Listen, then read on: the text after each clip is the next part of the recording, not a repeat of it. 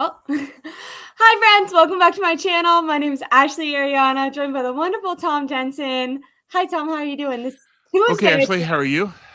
It's good. I feel like usually I talk to you after we've settled a little bit from the game, but Right. right now it's not so fresh. Like we did get a night to sleep on it, but the game feels very fresh in my mind. The interceptions seem very fresh in my mind. Yeah. Um, but I'm And I'm you're also there with your dad. That's the big thing. Exactly. I'm doing really good though, and I'll definitely talk about my experience at Levi's. But how was your night last night watching the game, and how are you doing today? I'm hanging in. I've been pretty sick for the last week, 2 weeks, but I'm okay now. You gotta get It's rough. It's just, they won. The Yeah. important thing is they won. Bad as Brock played, they won. Yes. And that's what they needed to do. So move forward. Um, I think I'll maybe let me wait 1 second to talk about my experience at the game because I want to make sure my Okay. dad is watching. So I'm gonna text him because I took him. We went to the game together. So it was actually my no. We'll talk about the game, then we'll talk about my experience later when I know Okay.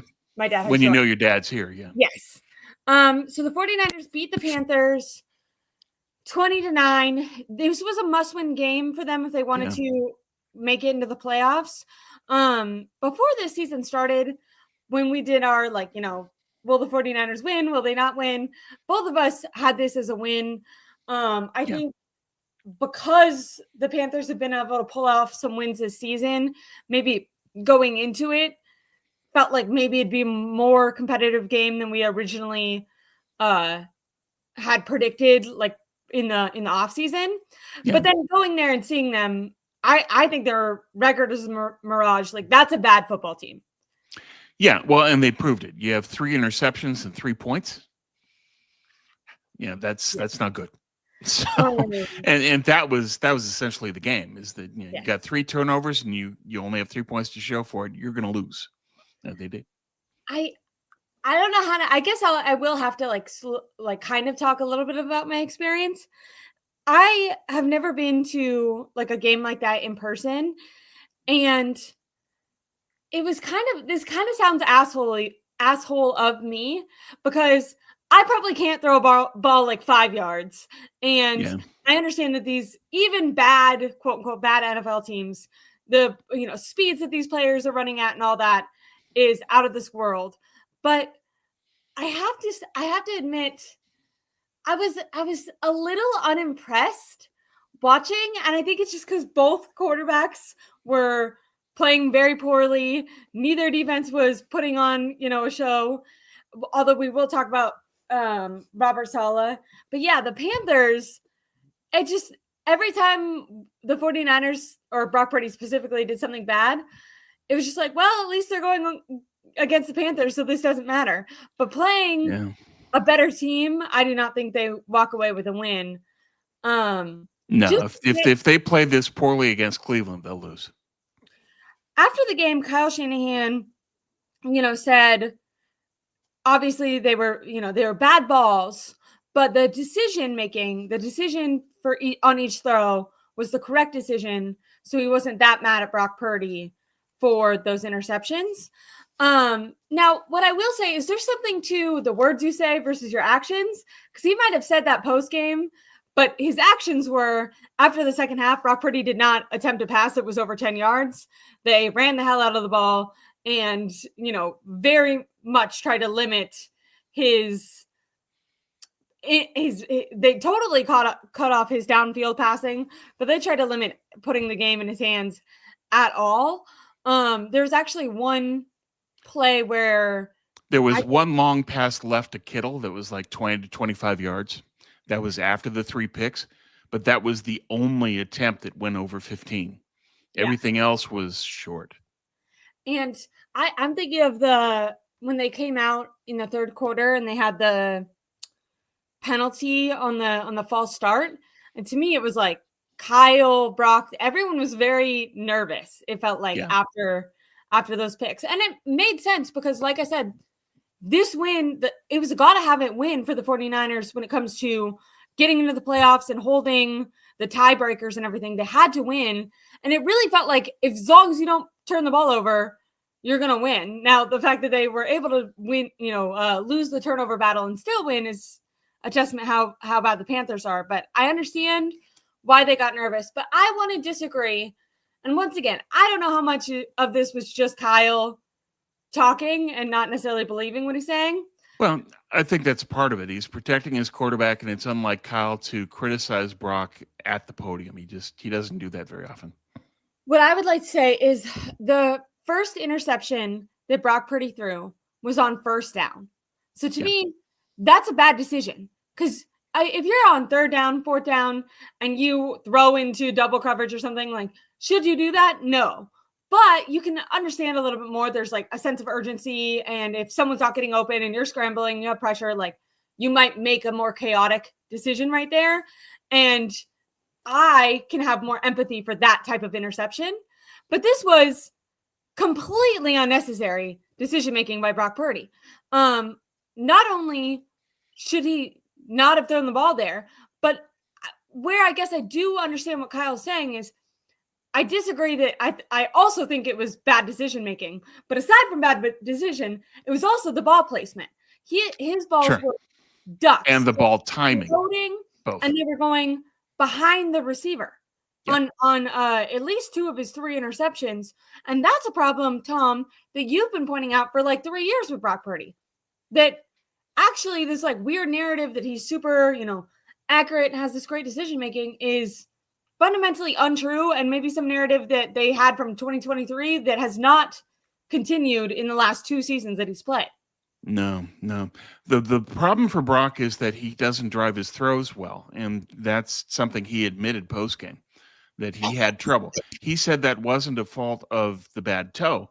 It was just poor mechanics, and I think that's true. When you look at the tape and you see that Brock was making plays where he didn't have his feet under him, didn't drive the ball well, and so he's throwing the ball off his back foot or off a jump throw or in motion. But all of those plays, his feet weren't set well, and so that's why he floated the ball. But in addition, there's one play where he went back and he double hitched before he threw, and that throws off the timing. And you're playing J.C. Horn, Pro Bowl corner, 4.37 40. He's going to get the ball, and did. And so the decision-making that I find fault with is, if you don't have your feet under you, you shouldn't be making the throw to begin with. And if you're double hitching, you have to know who you're playing. You're playing a DB that's got elite speed. He's going to get to the ball. And so Brock needs to do a much better job of diagnosing himself in play and say, if I can't drive the ball, I shouldn't throw it 15 yards downfield middle. He needs to self-regulate. I think that's one of the primary concerns I have with Brock, is that he'll make the exact same mistake week after week of just, you're making this pass when you shouldn't, when you couldn't put anything on the ball. You don't have your feet under you, and therefore you're floating the ball up that's easily catchable for the defender. He has to do a better job, and that's where I find fault with the decision-making.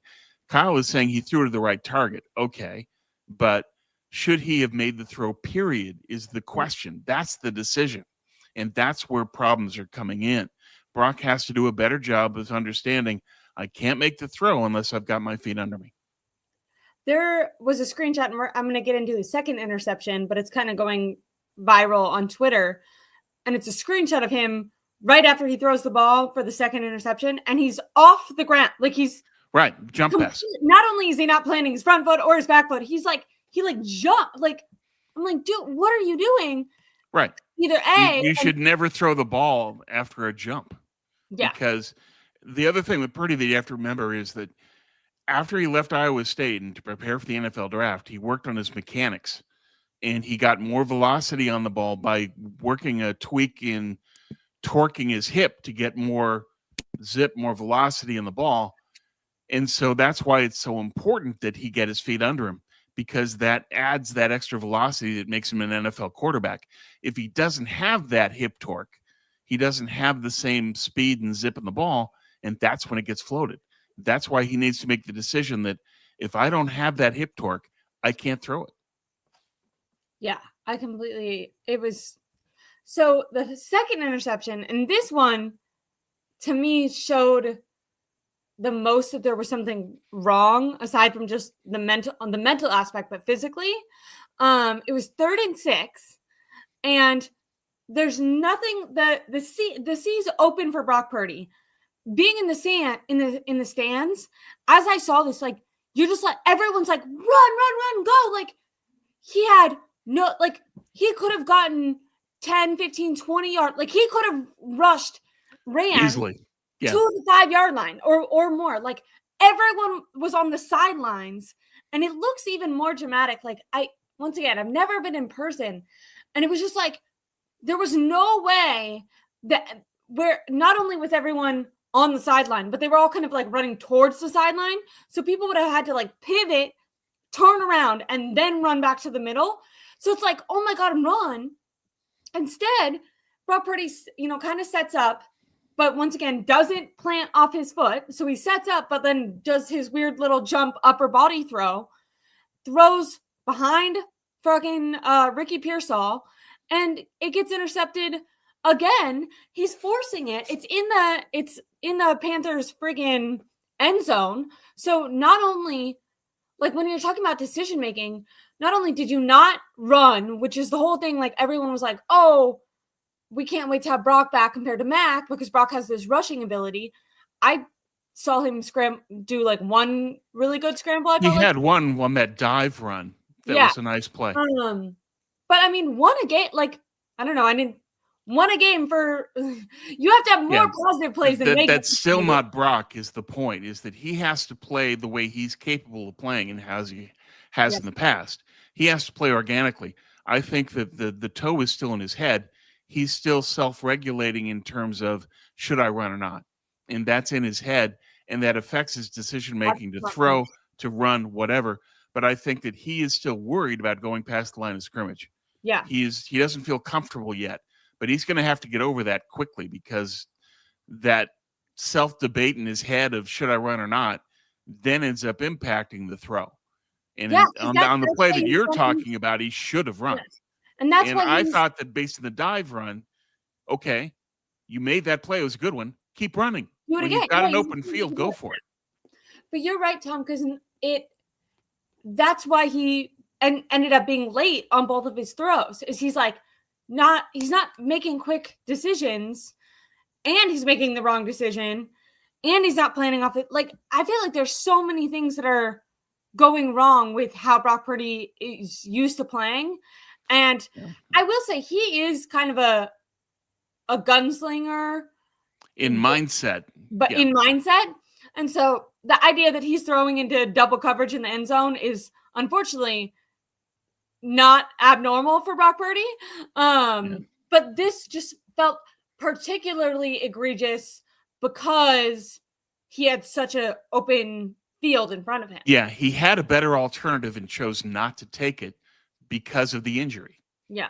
And that has to change right away.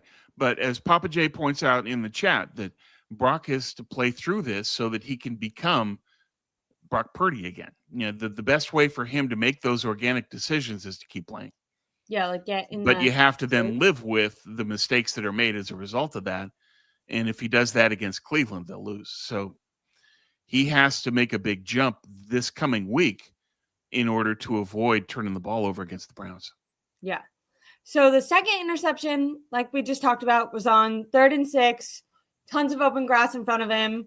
Ends up throwing it late and behind Ricky Pearsall. It also is, floating. That's a thing. Sometimes with an interception, if you look at Josh Allen or whatever, and he gets some balls intercepted, but sometimes like they're so quick that a lot of times the reason a defensive player is a DB and not a wide receiver is because they don't have great hands. Well, right. It's like floating down. Like they're very easy. It's a catchable ball. Yeah. Catch. Yeah. As you're watching it, especially like I said, in the stands, like I feel like on the TV, they give you these different angles and they're kind of moving quickly, where when you're there in person, like you're seeing everything in real time and you're kind of watching the ball float down and you're watching Ricky, like you're like, oh no, it's behind. And so and as you're watching the game and you're going, he's going to have to turn around to get it behind him, then you're seeing the DB and you're like watching it float into the DB's hands and you're like, no, stop. Yeah, it's almost like the play's happening in slow motion.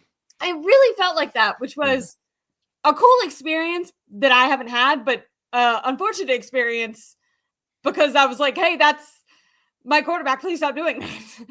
Oh no.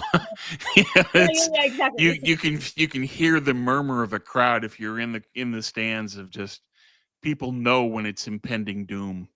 The third pick was in the red zone, right to Thorne, and that was what was so upsetting. By the way, additionally with these picks, one was on first down, luckily on the other side of the field, but on first down. So you just give that possession away. And then two of the other interceptions are right in the Panthers territory. Now, luckily, we're going to get into it.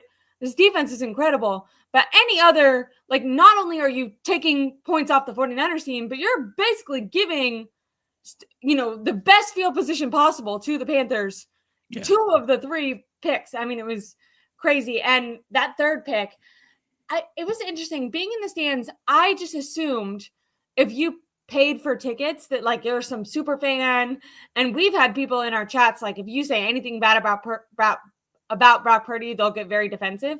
And I assume people in the stands were gonna be like that, just because no, people were like, he sucks. Where's Mac? Like people were furious in the stands.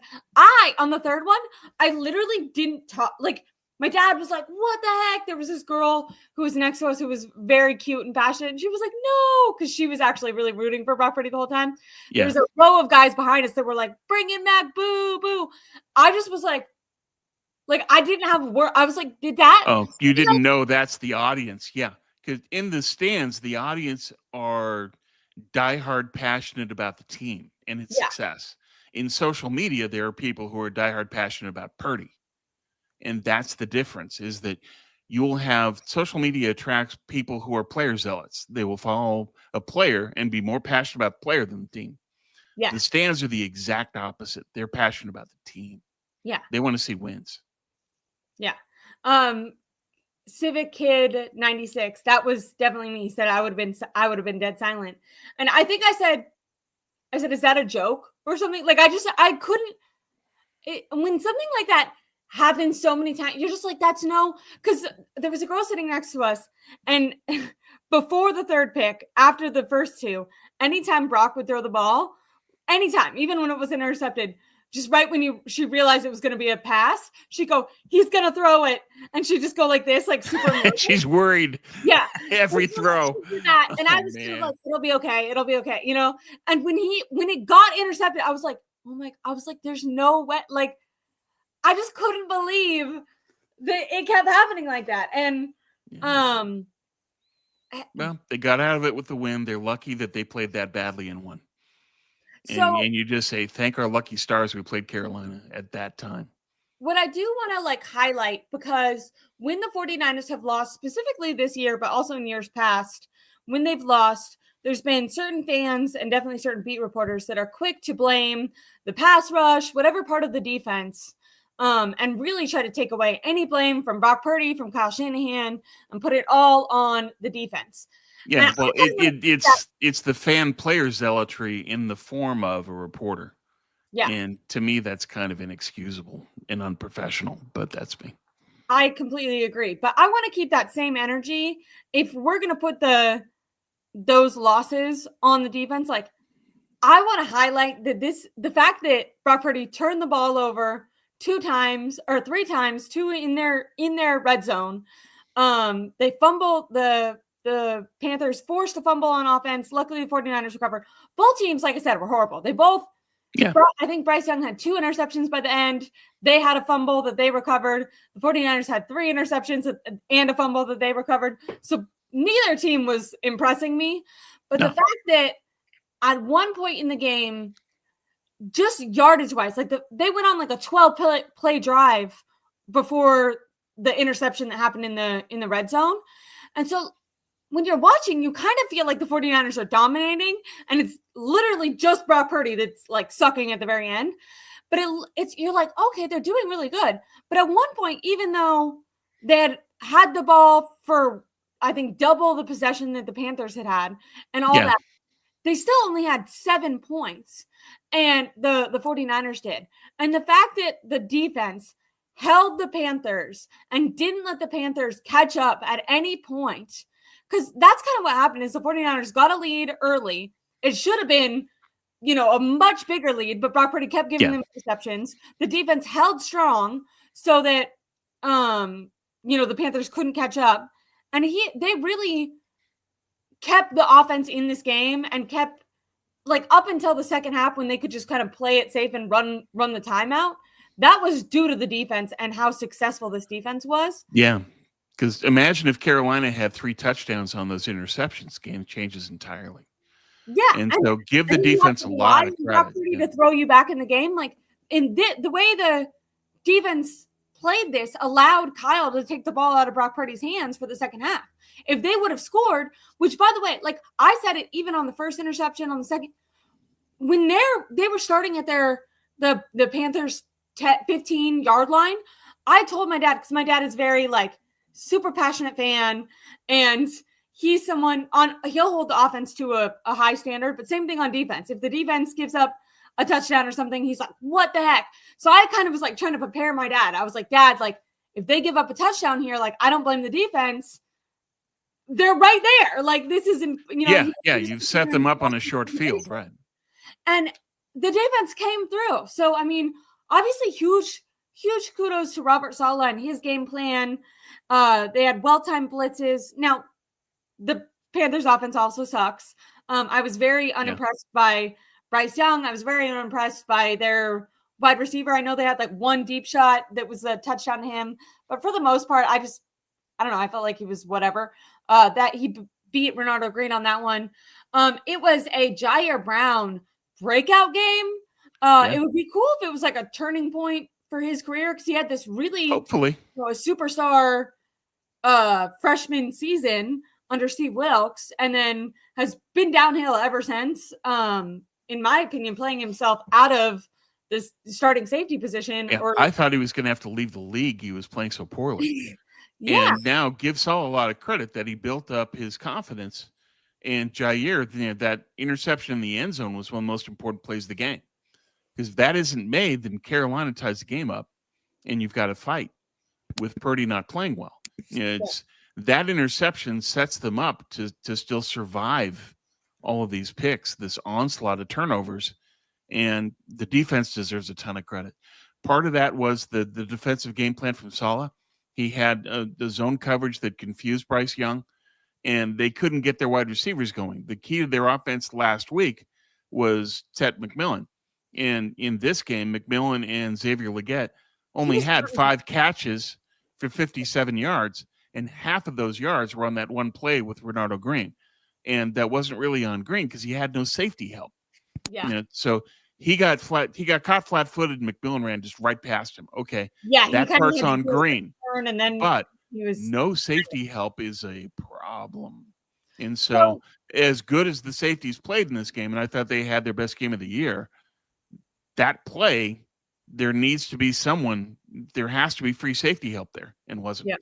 And so there's your 29-yard touchdown. But by the time that play happened, the game was already over. So it didn't really matter. But I give Saul a lot of credit that he was able to create pressure, put some pressure on Young, and take away the receivers and say, with your running backs. And Carolina didn't get that until really late in the game. Then they had a sequence where they had 5 straight plays to Chuba Hubbard. And they got the ball going, they got a rhythm, and then the next play was the touchdown to McMillan. So they finally figured it out, but way too late. And so give Saul credit that he basically said, you can't beat me throwing to your back, so I'm going to take away your receivers. Good luck. And that won the game. That was a critical decision by Saul.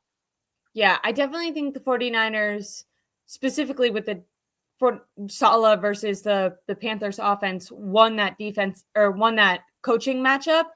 I was really unimpressed with the Panthers coaching decision, Panthers in general, but their coaching decision. Well, they don't have a good coaching staff to begin with. I'm glad that you pointed out the thing with the run game, not really trying it until the end of the game. I pointed that out to my dad because their wide receiver, Ted McMillan, they were not getting open. It was so unimpressive. And I think one good thing watching the 49ers is you kind of know, like, if the pass isn't working, they will go to the run. Like, they will try to run it down your throats, in my opinion, to a fault. Like, sometimes I'm like, can we throw to George Kittle? Like, we don't need to just continue to run Christian McCaffrey head first. But I can see after watching the Panthers game, I'm not saying either extreme is good, but I can see why it can be helpful to have a run game, because it felt like for the first 3 quarters, they didn't know that was an option or something. Like, they just kept. Well, they didn't have a balanced game plan. It's just it was too pass heavy, and then Saleh took away in the secondary, took away the receivers, and they didn't have a counter to that. Yeah, which was really surprising to me. But your dad's here at the chat and said he had a wonderful time. So let's hear about your dad's birthday and at Levi's. Okay, my dad said I had a great time at the game and an incredible experience in memory with my daughter, that his daughter being me. Really quickly, I'll talk about the game, but I do want to say one last thing on the Panthers coaching. When they score, they kick a extra point, they get the extra point, but then Jordan Elliott, I think it was, commits a penalty, so they get closer to the goal line. And instead of, like, at that point, running it in for a 2-point conversion, because that's what they decided to go for. Yeah, you got the ball on the one and you throw? Yeah. I didn't understand that at all. I mean, if you're going to take the penalty, you're going to run for the conversion. You would think so. I told my dad when they were doing that, I was like, this is dumb, because they were down. If they would have gotten the extra point, they would have been down 1 touchdown. Yeah. Which, to me, when you're a bad team, I understand sometimes. I think analytics, I know, the Lions, they'll do a lot of going for 2 and going for it on 4th down. And I think when you are an explosive team, it might be worth it to trust the analytics and, like, try to get the most points that you can right now. Because, okay, if I fail here, like, I have explosives that I can rely on later on. With the Panthers, it was like getting any points. As we said, Brock Purdy gave them the ball in their end zone 3 times, and they couldn't walk away with any points. So if you have 1 point and you can turn this game that you've looked horrific into a 1-score game, to me, just take it. That was my at the end of the game, at least then you're tied. Like, well, he was looking at it that even if we fail, I can get a 2-point conversion, the next touchdown, tie the game. That was his thinking. But to me, the problem was you got the penalty to get the ball on the 1-yard line. If you're going to throw, it doesn't matter if you get the penalty or not. Yeah. If you run, it matters a whole lot that you've only got the ball on the 1. So I don't understand why they didn't give the ball to Dowdle and just say, okay, go get it. One good thing, I guess you would say, with Brock Purdy or whatever, it's like, QB, sneak it, run it in with Juice, run it in with Christian McCaffrey. Like, that's what the 49ers would have done. So, yeah, I completely agree. I want to start off with, I thought that the decision to go for 2 in general was wrong, just because I had that little. Yeah, as your dad points out, never take points off the board. Yeah. Exactly right. Never do that. Well, and it's the sign of a bad coach. Nick Canales is not a good coach. I would expect that he'll get replaced. Yeah. And so, but I can see your logic where it's like, okay, either way, like, even if we tie it up, eventually we're going to have to score. Might as well put ourselves in a position where we could be, up by 1 if we end up getting another touchdown. Like, I do understand you had a lot of game left at that point going for 2, even though I disagreed just because I was like, this is not a good team. But if you're going to do that, then you're right. Like, the whole point of getting that close is so you can just knock it in, especially, no offense with this Niners defense, because they did do great. They don't have a super strong, front 4, which is what, I think is the most impactful when it comes to running it in for 1 yard. So, like, I felt like the circumstances lined up perfectly for you to either just take the point that you have, or if you're going to go for 2, run it in. Like, everyone in the stands was like so annoyed with Jordan Elliott for like 5 seconds, because they were like, so was Kyle. Kyle was furious. And then the Panthers immediately, you're just like, oh, okay, never mind, doesn't matter. I felt like that all game. Like, anytime the Niners, whether it was, on defense or Brock Purdy or whatever, did something horrible, within 2 minutes, you'd be like, well, the Panthers are bad, so it doesn't matter. But against a different team, because one of the things I was talking about was like, what did we learn? And no offense, but kind of like last week, I feel like we didn't learn a ton about this team. Like, this team is who we thought it was. Like, they could beat horrible teams. They can beat the Cardinals. They can beat the Panthers. Awful. This team didn't make me feel like they could win a playoff game. It made me feel like they would lose a playoff game. You know what I mean? Right. So I still... Yeah, they haven't built anything to latch onto and say, okay, this is why they can compete in a playoff game. We haven't seen proof of that yet. No. They beat Arizona, who beat themselves with 17 penalties and the big kick return. And against Carolina, it's a bad team, poorly coached. It's Arizona part 2. And therefore, what have we really learned about the Niners? Not a lot. Jesus asks, is Xavier Legette a bust? Yeah. And like you, I mocked the Niners picking Legette in the first round, knowing that the rumor was they were going to take a receiver. He's the one I expected them to pick. Obviously in hindsight, it looks like they would have been a lot better off taking a center. There were 2 or 3 great centers at that spot that they could have taken and didn't. And they got Ricky Pearsall instead. So be it. But Carolina's got a long way to go. They need to get a new quarterback. They need to get a new coach. And they need a whole lot more help on defense. Yeah. But give them credit that they've got J.C. Horn. They've got Rico Dowdell. They've got Ted McMillan. They have pieces. It's just they don't have a team yet. Yeah. Okay, so now I want to and we can talk about other stuff too. I don't want to take up too much time, but I also do want to do it justice. So I went to my first game at Levi's and went and celebrated with my dad. We sat in section C219, which is the 510 level. All the snacks and like drinks and stuff were free, which was cool. Oh, sweet. It was very bougie. Like, my dad has been to one other game and he was way up at the very top of the stands with his military buddy. These were special seats to celebrate his birthday. And that made it really nice because it was a night game and it was pretty cold, but there was like an inside area that had the heater on. And even though we were outside, I felt like the heater was like keeping me a little bit warm. We also got lucky. Like, I feel like right next to us was a woman and her husband. Her husband didn't really talk, but the girl was so cute. She was like a woman. She was a little bit older than me, but she was so positive. She had like the sign that was pro Brock, Brock Purdy and everything. But she was like living and dying with every play. I didn't realize when you go to a game, like, there's certain types of cheers for first down, certain cheers for defensive stops. Like, they're all different. Like, it's not just like woo for everything. It's all different cheers. Coordinated. And then my dad, who, watched Steve Young and Joe Montana, he would get like when Brock Purdy was doing that, he was like getting mad. And she kind of called over and she was like, been there, Leroy. How you feeling, man? But she was like, you remind me of my dad. And she just started talking about her dad. And like anytime something good would happen, they would get up and like high five each other and stuff. Sure. There were some guys behind us, like I said, a whole row. Enjoy the moment. Yeah, there was a whole row of people behind us that, like I said, I was shocked.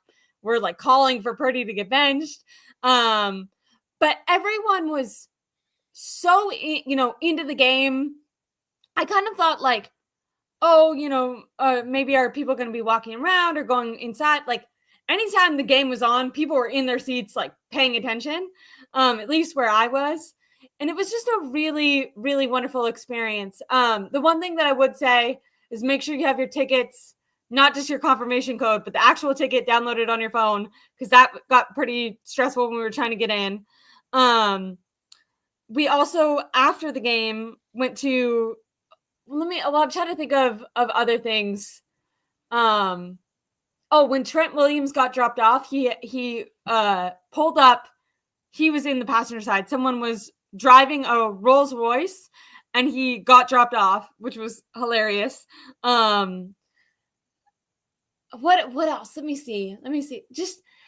It was just a really, really, really fun experience to be with my dad, to see it all in real time. yeah, I don't know. I had Well, such a it's a wonderful. brand new experience for you because you haven't been to Levi's. Had you been to a Niner game prior? Did you go to Candlestick? Oh, so this No. was your first NFL game, period. Yeah, yeah. Wow. Okay. It Okay. Yeah. it So was you don't know, all of that was brand new to you, which is it cool. was all brand new. It was so fun, like, seeing them all. I mean, we were also, like, we were, like, a little up, but, like, very close. Like, I can't, stress enough, these seats were incredible. We were, like, I could see them right there, and it was really cool to, like, you kinda said it earlier, being there in real life, this is gonna sound like these two things can't be true at once, but in one aspect, it was like so much more impressive because you can see how fast and violent and everything, like how hard the hits actually sound in person and everything. So in that point, it seems almost faster. Like the time would go on Yeah, faster versus watching commercials and stuff. You're like locked in and you can see it happening. Like it felt faster. But in other it aspects, is. it almost like slowed the play, like as the play is developing. When you're on TV, like it might just show you the quarterback or it might show you the field, but when you're there you can like visualize it all. So as George Kittle is getting open, or as someone is not getting open, you can, or as there's pressure coming, you can see. Well, at the TV, I feel like it will only show you one thing at a time. Like you'll Well, be like, okay, the rushing camera pressure. shooting football's tough because you have to track the ball. Yeah, And when you can apply a different context. Your camera, your mental camera, is to see the whole play develop as it's coming toward you. yeah, And therefore, you get a much different context than you do on TV. Because then you can see the play developing. You can see what the read that the quarterback made. You can see yeah. what they're trying to do in the route concepts. You see the whole play unfold. It's a way different experience than television. It was And it's cool. really, It's fun. that was like one of the more I felt like, and maybe this is obvious, but I felt like you would understand football better and have a bigger appreciation for like the coaching decisions. Um and like the bad decisions look even worse. Like just everything felt more exaggerated being there in real life because like you can see it happening as it's happening instead of like 1 second behind kind of reacting. You're like, okay, I see Yeah. Brock Purdy getting pressure. Now I see him looking from the TV angle where you're seeing, okay, people are getting open. And as they're getting open, you're like, okay, throw the ball. And then you're seeing Brock Purdy get pressured. And you're like, oh, he actually did have a second where maybe Right. from TV, it's just Right. not possible You to like, can see, you can get a feel for the timing in addition yeah, to the overall context physically of the play. And yeah, it's a way different experience than what you get on television. And it gives you a deeper appreciation of the game. When you talk about how physical it is, Candlestick in the press box when I was covering the Niners back in the day, they would take the media down to the field in the final 2 minutes. We would be on the sideline. And you talk about feeling the violence of the game. And then I remember they were playing this game against Philadelphia and the Niners were kicking their ass as always. And there's this poor kid as a linebacker who looked like a deer in the woods, who just looked scared to be out there. And you saw the speed of the game and the violence of it. And that's one thing you can't really see in football that well. The cameras are better, but you can't really see the facial expressions. yeah, On the sideline, you can. You yeah, can see how they're dealing with reacting to the game. And I'll never forget that look of that Philly linebacker's eyes of just, he's this young kid, like 20, 21, 22, and clearly deer in the headlights of what have I run into? Who is this freight train? No wonder the Niners are this good. yeah, And just, he was trying to react, but you see the speed of the game and it gives you a better feel and appreciation for read react times, that the absolutely. reflexes on these guys are phenomenal. The Yeah, reading of the linebackers and the DBs and coverage is amazing. The quarterback processing everything and getting the ball in is just, you wonder how he ever does it in the first place. It's just live. You get a way different appreciation of what's going on in the field. And it makes you a coach in a way that you're almost seeing it unfold like game film. yeah. I I loved it. It gave me a much deeper appreciation for the game, and it was just a totally different experience than watching it um on the TV. And I like both. Like it's nice to be able to have the replays and everything, but I'm also very interested, like you and I have always talked about that. Like I'm interested in, okay, what are the looks that are people giving, people are giving each other? Do they look scared? Do they look frightened? Are they, full of energy on the field? Like, is Kyle just staring at his play sheet, or is he, like, when the whole Juwan Jennings fight happened, I don't know how much the TV showed, but like I saw like that entire thing play out. I saw him, storm off to the sideline and then come back, and it was just very cool to feel like you're right there watching it in the mix, and it felt a lot closer that way. Yeah. After the game, my dad and I went to the 49er store, and it was his birthday, so I did get him a jacket, but I don't have it to show. But my dad does, like, he lives in Rio Nito, which is like in the Russian River area, and it gets very like cold. We have kind of an older house, so we have a cold fire and wet. Yeah. Yes. So we have a fireplace and everything. So he wears, sometimes, like when he's chopping wood or just walking around or whatever, he'll wear like these plaid coats that kind of are insulated and keep you warm. And there was a 49ers one that was like that, like it was in the red and gold. It had like a little logo. So I got him that one. And then once I got that for him for his birthday, but then he insisted on getting me stuff, even though once again it was his birthday.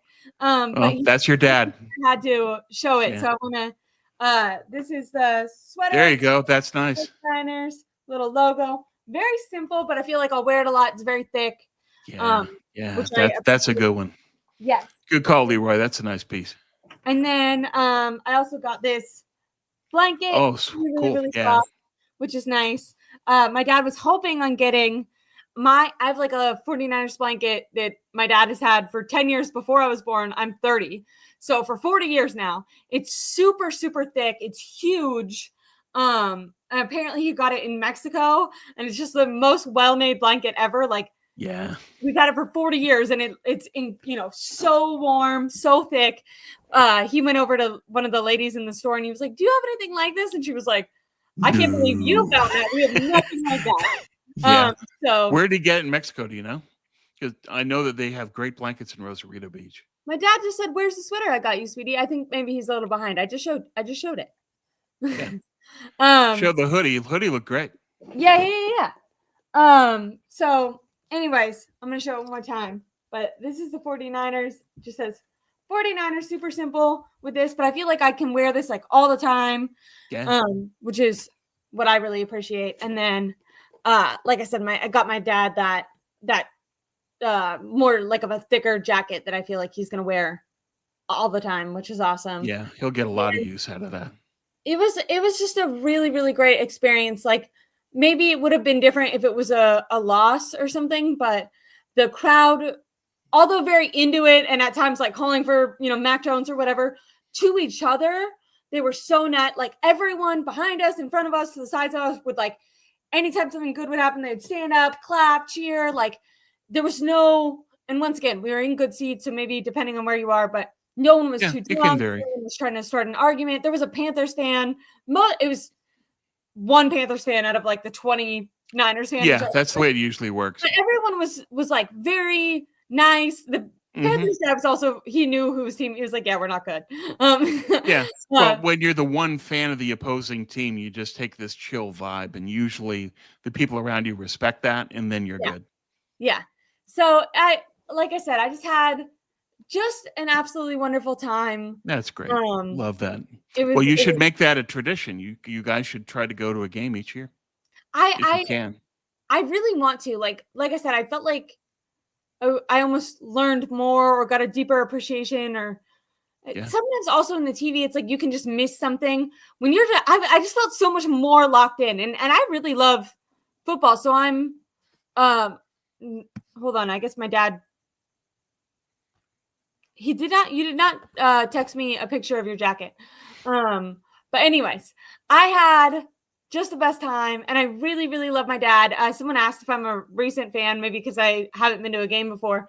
Game tickets are just kind of expensive, to be honest. But no, I had a 49ers, blanket when the day I was born was what I was wrapped in.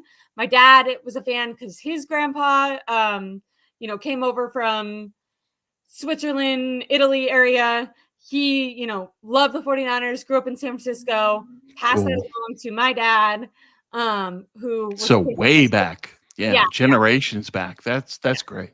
Yeah. and I go back to 1970. So back then it was Kezar before okay, they had even gone to Candlestick. And the yeah. quarterback controversy was John Brody versus Steve Spurrier. Over my head. No. Long way back. But they had a good team in the early 70s. They were competitive. They blew it by losing games to Dallas in the most heart-wrenching fashion possible.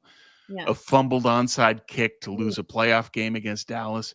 They were Yeah. up 12 with 90 seconds left and lost. No. So that gives you an idea when people say, "Oh, you people are spoiled, you old guys, you just had the championships." No. No. Your dad, me, we go back pre-Walsh, and we know that was some of the most painful seasons in 49er history. Those teams were bloody awful. And so it gives a greater appreciation for now that this team's competitive, it's good, but win some rings. Yeah. Yeah. Exactly. And that was what was kind of cool. Like I said, you and I, most of the people in our chat are regulars, but sometimes we'll have people come in here and they're like, you're whining or hating or whatever. When you're there at the game, I was one of the more positive people. I was like, no, like, come on, we got that. Like, we're going to, like, even when they were so bad, the Panthers were so bad, I was like, we're going to win. Like, this is fine. There are people like, they are way passionate about the team and they are not Yeah. like, they're not fans of one player. They want to make sure the Niners win They're as a whole. Niner fans. That's Yes. why they're there. And I love that. That's part of the great vibe of being in the stands. So your dad says he got it in Tijuana. Okay. Yeah, they've got great blankets too, but they do blankets well in Mexico. They really do. And I so would picking also, up a Niner blanket back in the day, that's a great investment. $20. yeah. And I was gonna Ashley say, I'd still also is. recommend doing that because I think our blanket was like $170. One thing that Yeah, you need to yeah. do when you go to the Levi store, one, everything's going to be upcharged. So just kind of, we were celebrating. It's not going to be cheap. It's like airport pricing if you get anything at the Exactly. stadium. It's Now, the just, one good thing okay. was there was a nice guy who was like teaching us because it was kind of interesting. You like bag your stuff before you check out. I don't know. We were like trying to make sure that they knew we weren't trying to steal. But a tip for you guys, whether you've used this or not or gone to a game or not, they didn't like check to make sure. But one, we said it was my dad's birthday, and the guy was like, "Oh, you get a coupon for a birthday." And then also my dad was like, "Oh, it's our first game," and we weren't like trying to get discounts. We were just talking. Yeah, you were just talking. Yeah. And he was like, you get a birthday discount and you get a first game discount. And he didn't do anything to check to make sure it's my Well, first that's game. cool. That's great. So, pro tip: if you guys go to a game, those are something you could do to help yourself out. But I like that. That's the team paying attention and rewarding people for being there. They know it's a special occasion. yeah, I thought so. But yeah, so the game was from a going as a fan for a first time perspective, super fun. I'm really glad they won. I feel like it'd be hard to go when I'm at home and they lose, especially because we do this YouTube, I'm like, okay, there's a lot to talk about, like storylines. Yeah. When you go, it's really hard. Like the fan really comes out of you. Like you want them to win. Yeah. Yeah. So and the crowd encourages that out of you as well. Yeah. That you want to participate in the that vibe. atmosphere would have been far more down. Like I can't imagine doing walk back to your car. I was kind of saying that to my dad. I was like, damn, it would suck to be like a Panthers fan right now, walking back to your car, like you spent the whole time. And not only like your team is bad, but you had all these opportunities that you wasted. So I felt really lucky that it was a win regardless. Yeah. But the Niners were handing out gifts before Black Friday, and Carolina didn't do anything with them. Okay. Oh, well. But then that's why they're the Carolina Panthers. I mean, bad teams stay bad because of bad ownership who hires bad coaches and bad GMs, and the whole thing just falls apart. Carolina was a good team way back in the day in the 2010s when they made the Super Bowl, but they've been nothing since. No. And part of that's ownership. They're a bad organization from the top down. Tom, after the game, a reporter asked Brock Purdy kind of what was happening on his interceptions. He himself said that he was not planting his foot on his balls. Then someone, correct follow-up was, is it your toe? Like, why are you not doing that? And he said, no, it's not the toe. I have to go watch the tape. They have the Browns coming up. The Browns in Cleveland. going to be a 10 o'clock game, so early body clock game. It's also supposed to pour down rain, and that Cleveland defense gives Brock Purdy and every quarterback problems. Now, their offense is terrible, but I'm not. How are you feeling about this upcoming game? And bad. Like, I look at this and say, okay, let's first do the weather forecast. 45% chance of light snow, 13-mile-an-hour wind, 38 degrees. And it's right on the lake. And so it's a wet cold in addition to everything else. So if it rains or snows or both, and probably will, that's going to be a problem for Brock. And Brock has said he needs to adjust his technique for playing in wet weather. He's yet to do that. No. Kyle does not allow his team to practice with the wet ball because he wants to see and this is Kyle's mindset. He wants to see his plays succeed in practice. He wants to build the confidence. So he doesn't want to play with the wet ball. He wants to play with the clean, dry ball so that everybody can execute. I get that, but your quarterback can't play with the wet ball because you don't practice with one.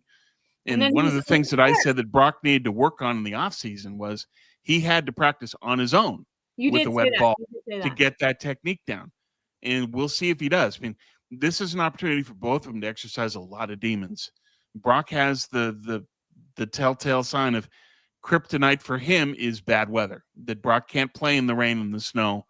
He becomes a much worse quarterback. He turns the ball over even more. That's a concern when you're facing a defense that's had 15 sacks in 2 games. They sacked the Raiders 10 times last week. The Raiders' offensive line is that bad, but Cleveland's defensive line is that good, and Myles Garrett is in God tier right now. He's probably going to set the league record for sacks this year. He's not that far away. So the Niners face all of that. What Purdy are we going to see? We don't know. And the other demon is for Kyle is that he's 1-9 against their defensive coordinator, Jim Schwartz.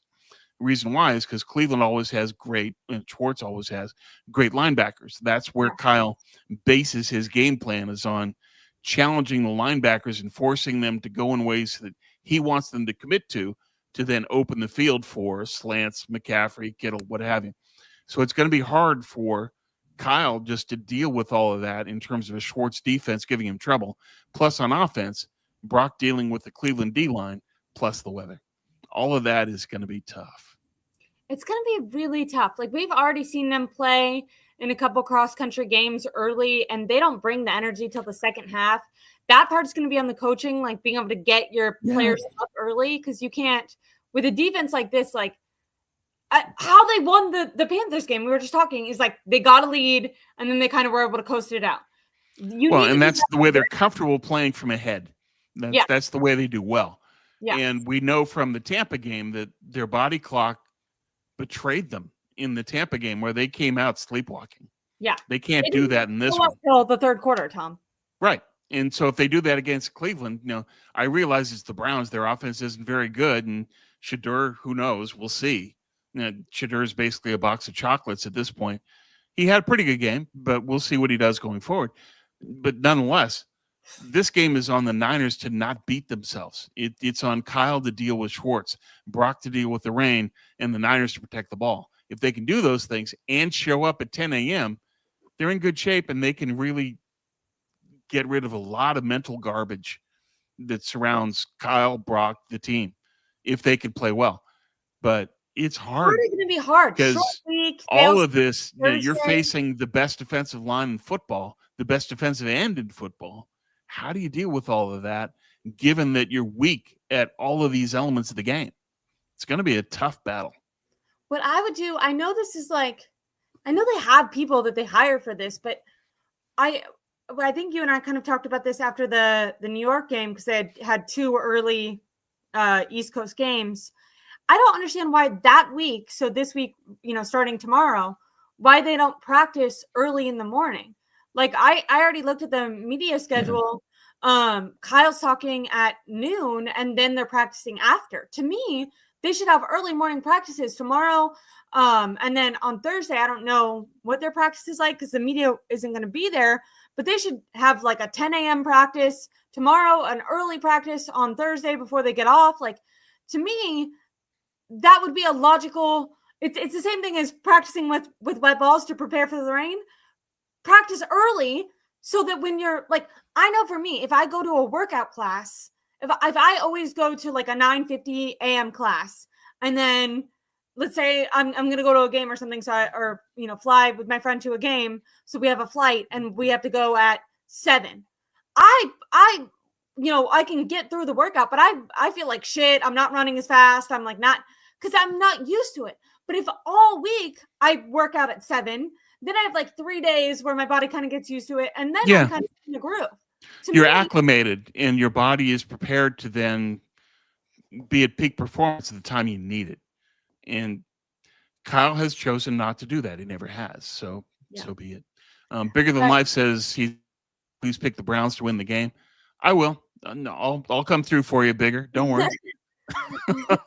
but I do want to say also, though, that this is a big opportunity for Brock and Kyle to say, all you people that doubt us, in your face, here we go. We're going to beat this team.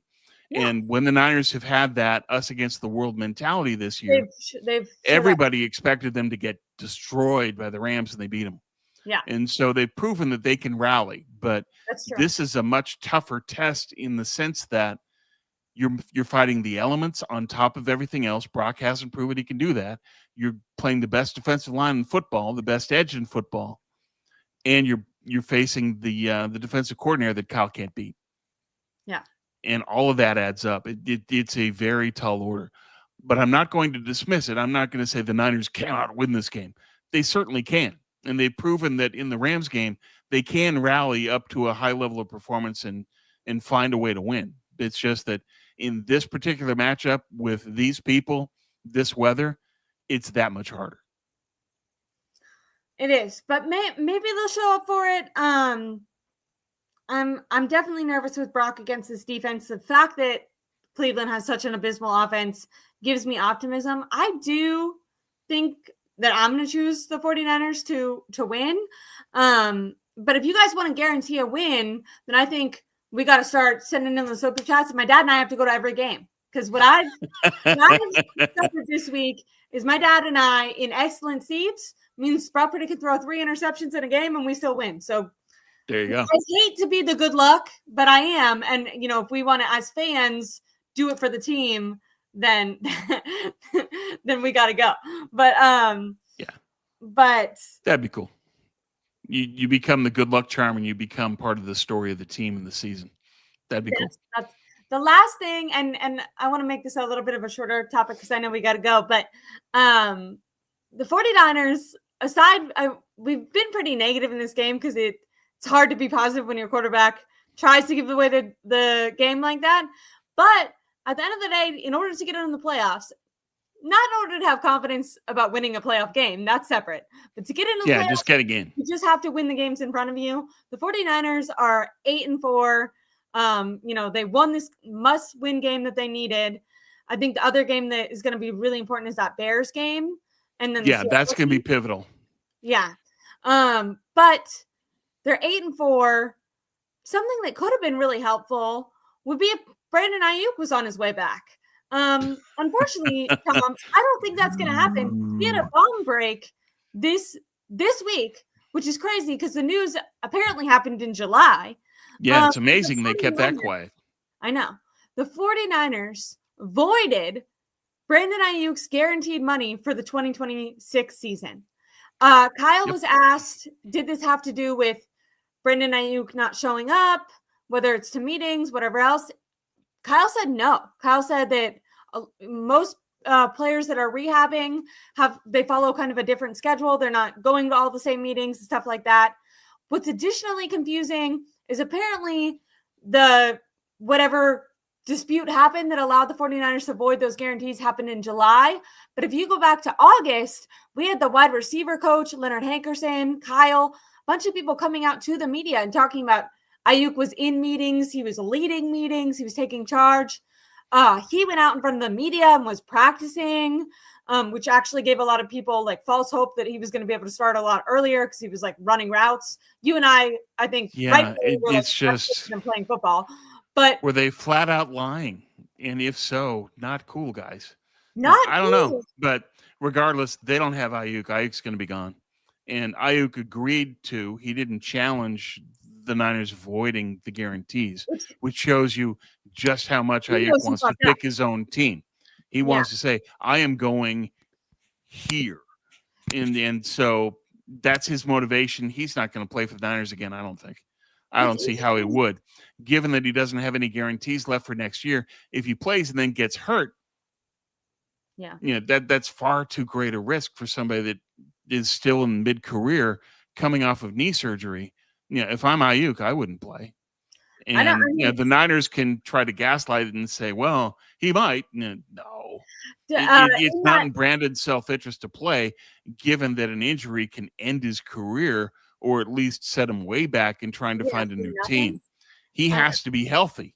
So I don't think there's any chance that he plays. And it's going to be, ultimately, I think it's up to him. The Niners can try to force his hand, but Aiyuk is the point. What are you going to do? Void my contract for next year? You already did. So it's, what are you going to do to Aiyuk further?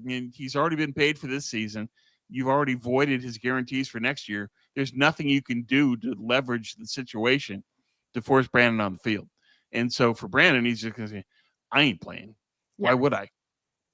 I'm glad Mike Silver dropped this bomb. So we know what. This is what happened, what is going on, but we don't know the why.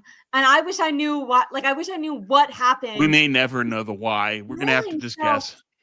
Kyle himself was like, I've never seen something like this happen. And it has to be pretty egregious in order for that tells you the severity you can't just miss a couple meetings and they get to void your contract. That's not how that goes. Right. But likely never know unless Brandon himself admits to it and says, here's what went down. Yeah. I think that's the only way we'll find out, because Kyle is not going to reveal anything. Neither is Lynch, neither is the team.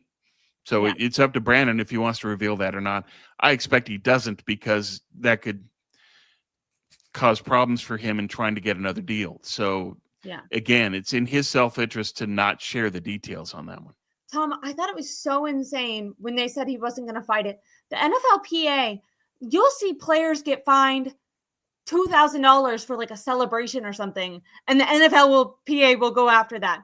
You'll see contract disputes that, are over $200,000 or something, and the NFLPA is going after that. For the NFLPA and Brandon Aiyuk to be like, that's okay, to $27 million? Yeah, it's a lot. It's like, Steve-O asked a good question. Who leaked this then? I've asked that question to myself. Okay, so who broke this? And work back from that. Diana Rossini and Mike Silver, and they've got contacts within the organization. So I think that they talked to somebody front office, is my guess. The other possibility is they talked to Aiyuk's agent. His agent may have released it as well. But I don't think that it's in anyone's self-interest, especially BA, to share why. And Kyle hinting that it's pretty darn severe. I don't think that Brandon is well served to share what that is. I don't think we're not gonna find that out. Can I ask you? I did feel like in that presser, I'm not saying Kyle totally stood up for Brandon, because he did say stuff like, you have to do a lot in order to get it. He didn't totally remove the blame, but he did say, like, it didn't have anything to do with meetings. I still hope Brandon Aiyuk shows up. And maybe some of this is just like stuff you have to say. But he also frequently said, what happened was out of the coach's hands. Like, I felt like Kyle really tried to be like, this is, Parag, Jed York, maybe even John Lynch. This was not a me decision. And we know that for the initial contract that they wanted to trade Brandon Aiyuk, and Kyle ran up and put a halt on that. Well, Kyle's the reason we're in this situation. And so that needs to be the context all of this is set within. Kyle's the one that barged into the room as a trade was being processed and said, no, keep him. And now here we are instead. Now, they could have had the 20th pick in the offensive line draft in 2024. Instead, they kept Aiyuk, and now they're going to lose Brandon for nothing. Yeah. And that's why this is even more egregious. It's not just like, how could you let this happen? But now, if you do cut him, like, you could have gotten there was a high second round pick on the table a year ago that you could have gotten that you turned down. First. The deal had the 20th pick in the offensive line draft. So that could have been your center. Why would you They not could have used that to take Graham Barton, for example, the Tampa center. They could have used that and traded up to get ahead of the Rams and get Jared.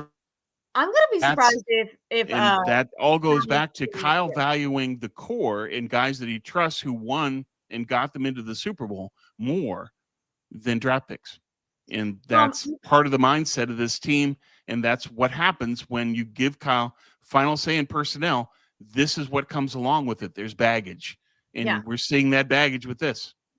But it felt like, I agree, by the way, because it was obviously a Kyle decision to bet on Brandon Aiyuk, who had already shown up and down mental state or behavior, professionalism. I'm not trying to down him. I think, 49ers do a lot to piss off their players, but we've seen other players handle it better. And Kyle wanted to bet on that guy. But what I felt like in that presser, and we've talked about this before, Kyle's number one thing is self-preservation, is he was like, this is not on me. Yeah, so that's a lie. It is on you. But I feel like very much on you. John Lynch on this one, or maybe Prague or something. I don't know. But I would imagine that Prague is the one that put in the language that allowed them to back out of the deal and void the guarantees. That smacks of Prague.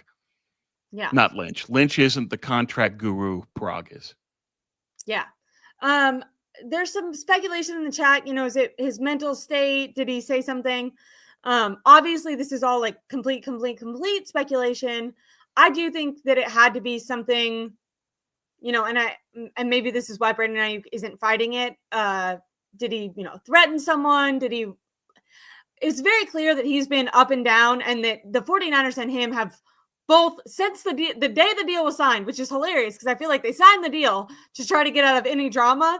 And the second it was signed, they both were like, we hate each other and wish that we didn't do this. I don't know. Maybe you got to read people better than they did. They had to know that. Kyle was counting on the money being enough to basically placate Aiyuk. But Brandon wanted to know that he was part of the inner circle. And that's why we had the red short, black short thing, is that, in my view, Aiyuk was saying, I want to be part of the inner circle. I want to have special treatment. Yeah. And Kyle said, no, change your shorts.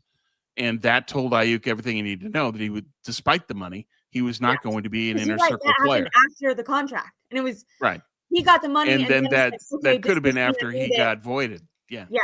So, all that plays in. But I want to know that I made it to this upper level. And Kyle was like, no. Like, we paid you, but you're not in this group that's above. Like, when people are talking about maybe it was a meeting or rehab thing, a lot of people, myself included, rightfully pointed out, Bosa does not rehab at the 49ers facility. Yeah, he's in Florida. He's fine. Trent Williams leaves, does not rehab at the facility. He is fine. So if you're in that inner circle, you do get special treatment. Now, Kyle has came back and said that this contract was not voided due to the rehab stuff or the meeting stuff. But I do think that you are right in saying that there was some extra level where Brandon Aiyuk continued to feel like he wasn't important to the 49ers. And that the constant, you and I talked about this, like he, got his leg blown off. And then that entire summer, there's all these rumors that they're trying to trade him. He went on his YouTube channel and on the community notes, said like, I couldn't walk and they were still trying to get rid of me. Like, they've clearly been disgruntled, and Brandon Aiyuk has felt not valued, and the 49ers have, I guess, regretted their decision. So it's not horrible that, there will be a parting. What's horrible from the 49ers side is that they could have gotten major assets for that. And what I am praying for is that Aiyuk is, in a healthy state, because it is scary, in my opinion, to walk away from that much money and whatever happened. It's a huge risk. Alluded to that. Yeah. Kyle was asked about BA's mental state. And I think if it was something that was very much like just about the money, he could be like, you're way off. Like, we've seen Kyle really dismiss reporters before. Yeah, and he did not do that. He said, he's going to let Brandon Aiyuk know that we care about him. Like, that's some shit when someone is like not doing well and they're like not picking up your phone call. And you're like, okay, I'm going to say this, but I'm speaking to Aiyuk. Like, I'm trying to. Yeah. So, well, at this point, it's all sunk cost. From a human perspective, I am praying that Aiyuk is healthy and doing okay. And then from like I want the 49ers to do well perspective, I'm annoyed with leadership for getting themselves in this position when they kind of knew that this shouldn't have worked. They should have trusted their gut and traded him and gotten assets when they could have. Yep. That's on Kyle being the GM, which you've pointed out for 2 years now. More than that, right. maybe. Right. Well, there's a cost to having Kyle with final personnel say. And we just saw an example of that. Aiyuk was because Kyle has final personnel say. Briscoe, something not related to football could very well be. But I don't think we're ever going to know. But bottom line in all this remains that they had a first-round pick in Brandon Aiyuk. He played a critical role in helping the team succeed, and now he leaves, and they get nothing in return, and that's a failure of management.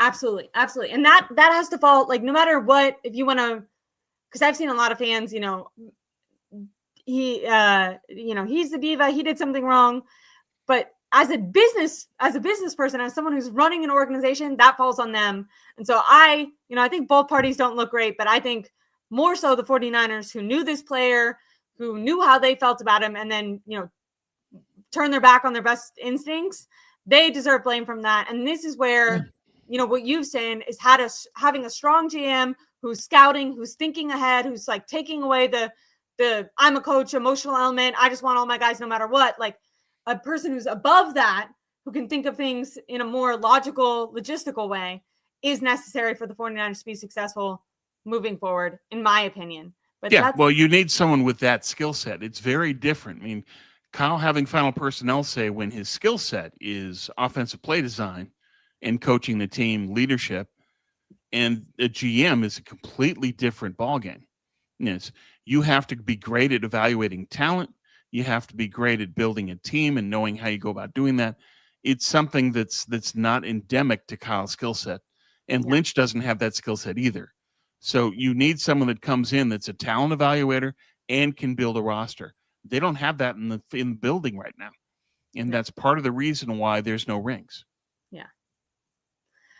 Tom, I had such a wonderful time chatting with you. This was great. Well, congrats on the night with your dad. I love that. So happy birthday, Leroy, and great that you guys had a wonderful time together. Love that. Happy birthday to my dad. Like I said, I just had the most amazing experience. One, going to a Niners game, but really being able to experience that with my dad, who got me into football, who I grew up watching into football with him, but I really, when I went away to college, drifted away from it a little bit during COVID. When I came back, you weren't allowed to see people and stuff. So my dad and I would go outside, because you could go outside, and we'd go for these super long walks after a football game. And for like 2 hours, we just walk around, in the forest and talk about the game and discuss, do a little YouTube show, but just the two of us. And that's what's kind of really got me into special. That. Yeah. So I just wanted to say I love my dad so much. I appreciate you, Tom, so much. You got to get your butt over to San Francisco so we can all go to dinner or something sometime. Hopefully, yeah, we'll see.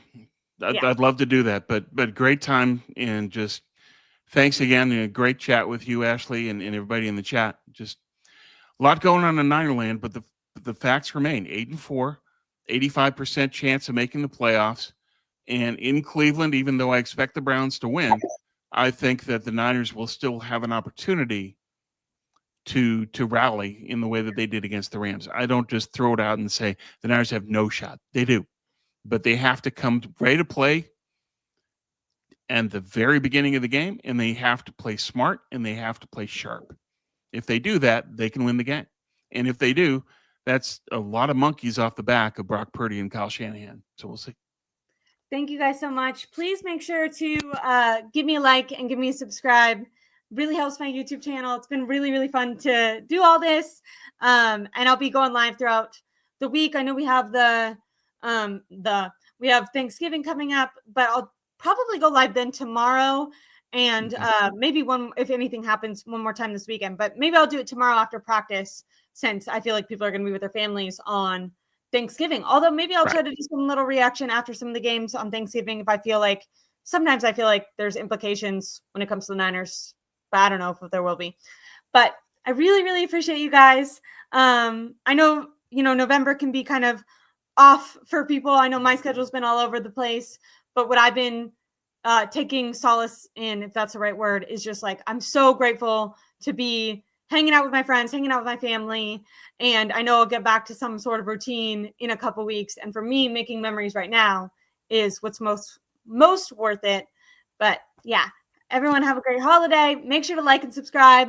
When I'm done, leave happy birthdays in the chat for my dad. I know that we recorded a little video. I recorded one on the field, but then YouTube wouldn't let me post it. Not only, like, I was not even going to I wasn't going to monetize it because I knew the music, but it would like not show to anyone on the field. So we made another one that was like inside the booth where there was no music. Right. So anyway, say happy birthday to my dad, because I know yesterday it was very cute of him. He was like going through and looking at everyone saying happy birthday with the biggest smile on his face. Great. Great. Love it. I love you guys so much, and I really appreciate you, Tom. I know I took a good part of this to talk about more of a personal experience in the game. But that's cool. That's part of why we're here, is to live the Niners through your experience. Thank you, Tom. So great that you and your dad had a wonderful time, and keep doing it every year. Tradition. Yeah, I like it. That's a good. I think we're starting that now. I love it. Thank you, Tom. Thank you guys. Thanks, Ashley. Evening.